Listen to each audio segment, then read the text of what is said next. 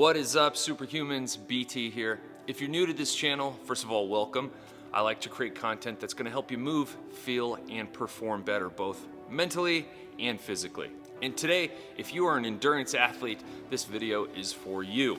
I live here in Salt Lake, but I used to work up in Park City, which is a huge endurance athlete community. So many great endurance athletes. What am I referring to as far as endurance sports goes? What is an endurance athlete? Well, the three most common would probably be running, biking, and swimming, like a triathlon. I think rowing has really grown in popularity over the last 4 or 5 years. But one thing they kind of all have in common, and it's what I want to talk to you today about, is that they live in the Sagital Plane. The Sagital Plane is if you were to take me and split me down the middle this way. So everything is this, right? There are two other planes. The first being the frontal plane. So if you were to, bisect me, my front from my half, that would be the frontal plane. So anything like side to side action, frontal plane stuff. There's also the transverse plane. You can't see it, but if you were to cut me in half from the waist up and we kind of separated and twisted those two pieces, that would be the transverse plane. But because endurance athletes kind of live in that sagittal plane with their sport, they develop some compensations. So today, I'm gonna take you through 3 different stretches that is gonna open up those problem areas, make you feel great, and then we're gonna do a quick 6-way hip, 6 exercises for your hips that work the other planes to help reduce those compensations as well. All right, let's get into it. We're gonna use a band to do all of these stretches. Banded distraction takes the stretch to a whole nother level. But anyway, we're gonna anchor this band here and we're gonna work on opening up those hip flexors. My hip flexors, my psoas get really tight, kind of bends me over, puts a lot of extra stress on my back. Really common for endurance athletes. So let's anchor this up.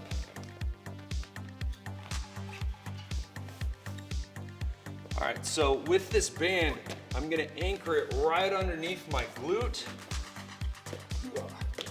Oh, come on, very tight. So this is pulling that femur forward. Gonna get up nice and tall. You can just stay here if you want. You can bring those arms up. You can even tilt to that opposite side. So this is really good for your hip flexors, your psoas. That's the first stretch. All right, here is the second stretch. This is gonna be for your hamstring. So I've raised the band up just a smidge so that it's just below where I'm gonna anchor it to myself.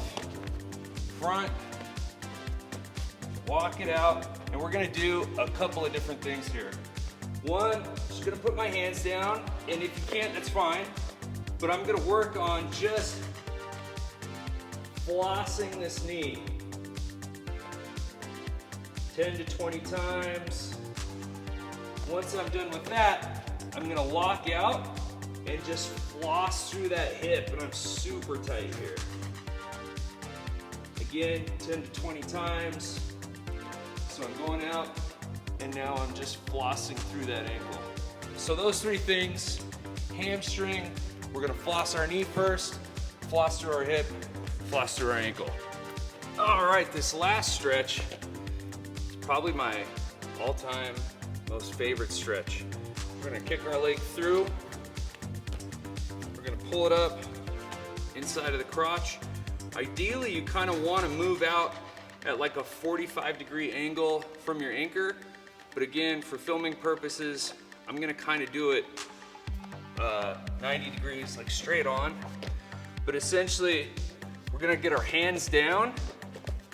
So the band would be pulling in that direction. Again, just for the sake of this video. That's where it feels better. You can experiment. There's no right or wrong way. I just personally don't like how this direction feels. So I'm here. You can put your knee down, bring it up, whatever. But we're just gonna hang out there for 30 seconds, right? This should be very tight. Again, for video purposes and me staying in frame, I would move another like 1.5 to 2 feet out to really pull that femur. That's what I want. All right, so 30 seconds here. We're gonna put our hand over our foot, kind of anchor it down. We're gonna use our elbow and drive that knee out to the side, okay? From here, we're gonna take our belly button and point it to that knee. 30 seconds. Then we're gonna take our belly button and go away from our knee while still driving this knee out. 30 seconds. Bam. There you go, there's the banded super stretch. That one's a fun one. Your hips will feel amazing. When you do stand up, you might feel really loose, like overly loose. So don't rush through these, just FYI. All right, here we go. So we're gonna do the 6-way hip. It's 6 different exercises. You're gonna do 6 reps on each leg, 3 sets. Shouldn't take you but more than maybe 5 minutes to do.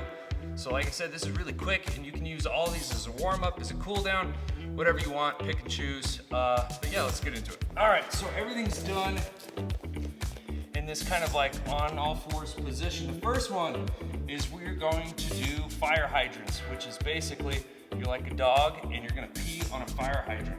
So I'm going to lift my leg and that's it. Now one thing I don't want to do is fall to this elbow to get that leg up there. If I can only get this high, I can only get this high.